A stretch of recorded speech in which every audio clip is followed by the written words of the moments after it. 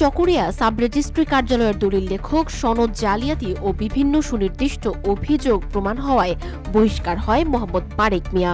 এই ব্যক্তির জেলা রেজিস্ট্রার মোহাম্মদ রেজাউল করিম বকশী ও চকরিয়া সাব রেজিস্ট্রার মোহাম্মদ সালাউদ্দিন আহমেদকে ফুল দিয়ে বরণের ছবি নিয়ে সামাজিক যোগাযোগ মাধ্যমে তোলপাড় সৃষ্টি হয়েছে, জন্ম দিয়েছে নানা বিতর্কের।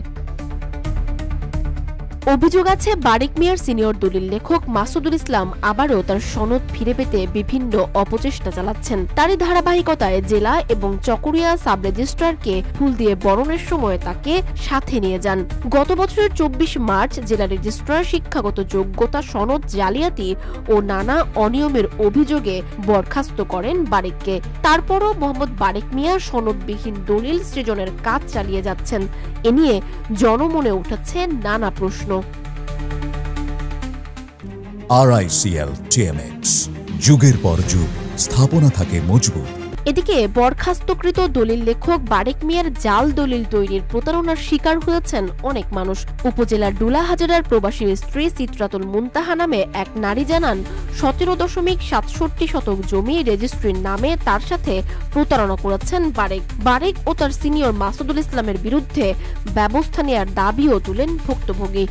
কাগজপত্র সব ঠিক আছে কিনা ওকে সব খোঁজ নিতে করেছিলাম, টাকা শুদ্ধ দিয়েছিলাম, কিন্তু সঠিকভাবে তদন্ত নিচে কিনা জানি না, কিন্তু যারা বিক্রেতা ওদেরকে হাত করে আমাদেরকে জায়গাটা কি জায়গা দিছে ঠিকই, কিন্তু আমরা দখল পাই নাই, রেজিস্ট্রি হয়েছে ঠিকই, দখল পাই নাই,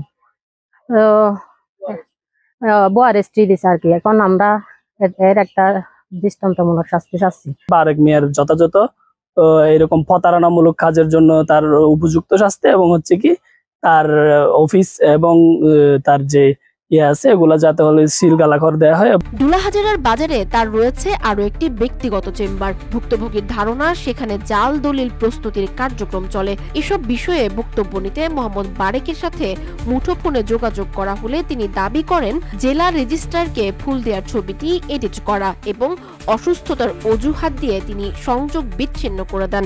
ভাইয়া আমি একটু সুস্থ আছি বিছানায়, আমি কালকে এসে আপনার সাথে কোথায় যোগাযোগ করবো। জেলা রেজিস্ট্রার মোহাম্মদ রেজাউল করিম বকশী জানান তাকে ফুল দিতে দলিল লেখকের সাথে কে কে এসেছেন তা তিনি জানেন না এবং লাইসেন্স ছাড়া কোনো দলিল লেখক অফিসের কার্যক্রমে অংশ নিতে পারবেন না। তিনি জানান তার ব্যত্যয় ঘটলে ব্যবস্থা নেওয়া হবে। বারেককে আসলে আমি চিনি না, আমি বলছি যে এখন যেহেতু আমার সাথে বলছেন ছবি আসছে বা এরকম কিছু বলতেছে না, আমি আসলে ওনাকে চিনি না। ওখানে তো সবাই আসছে সাথে বারেক, আমি সত্যি কথা চিনি না এখন এটা গেল। আর দুই হলো যে লাইসেন্স যদি না থাকে তাহলে সে অফিসের কোনো কার্যক্রমে অংশগ্রহণ করতে পারবে না। এই বিষয়টা আমি দেখবো ইনশাল্লাহ। হ্যাঁ, আমি বারেককে আমি খোঁজ নিয়ে অফিসারের মাধ্যমে খোঁজ নিয়ে